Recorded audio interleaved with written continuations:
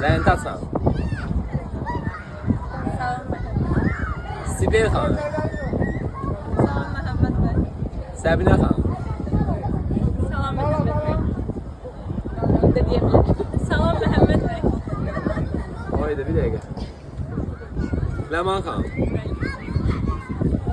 Abidova. 28 xanım. Salam Məhəmməd bəy. Nərmi xanım. Biliyorum.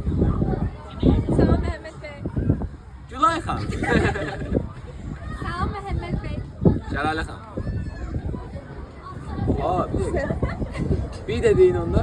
Salam Məhəmməd bəy. Müəllimə yazması kim qaldı, kim getdi? Aa, bir dəqiqə. Zapas şey yazması kim qaldı, kim getdi? Tapa bilmədim. Ən arkaya keçsin, sonra bir dəqiqə. Salam Məhəmməd bəy. Nurlanə xanım, keçsin. Salam Məhəmməd bəy. Ləman xanım, Səmədzadə. Şəlalə xanım. Salam Məhəmməd bəy. Kim qalıb müəllimlərdə? Beynim getdi, kim qalıb? Amma dedim axı.